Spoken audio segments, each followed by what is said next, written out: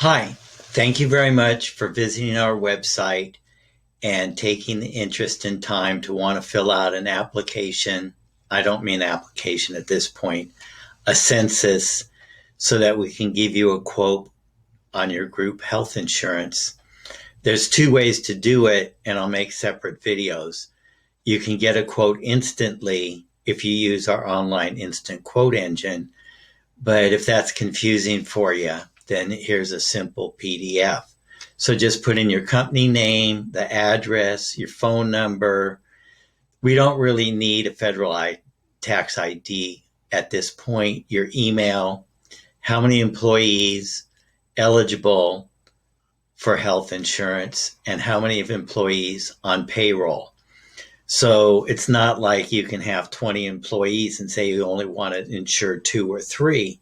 There might be ways to do it, but it's complex and so forth. When you get to that, give us the information, we'll figure it out. But basically, you have to have at least 75% of your total employees covered.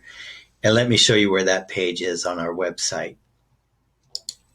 So here's the page on our website where we talk about participation and contribution requirements. And you can get to that by just looking below the video, and I'll put all these links in there. Or you can also use our site map and search there. And of course, you can use our Google search, right here.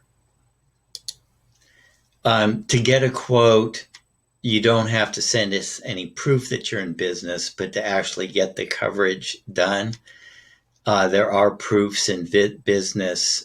The main one is your DE-9, the payroll tax that goes to the Franchise Tax Board to know how many employees there are, because it's all guaranteed issue, but they don't want, someone with 10 employees and you only cover the sick one, or someone that just covers their brother-in-law, doesn't even work there because he can't get insurance anywhere else.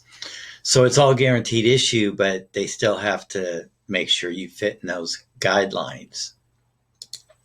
Okay, so I already put in my broker information. So you have our phone number, our email address, and then, just go here and put in the first and last name of each employee. This is all confidential. So I'm the only one that sees it until we go forward and try and get you coverage. So your first and last name, date of birth, zip code, what county they're in, and if there's a subscriber or dependent. And so this form isn't necessarily the best form because it doesn't allow you to put down the dependent information. So let me show you what we need on dependents. So for dependents, we're going to need their date of birth, their zip code, if it's a spouse or a child. And if you don't want to cover dependents, that's okay. But, let's get them a quote anyway so that the employee can decide what they want to do. And then you can simply, make the employee pay for it and so forth. And we'll have other videos on, other details of doing that, or, check the site map for other things.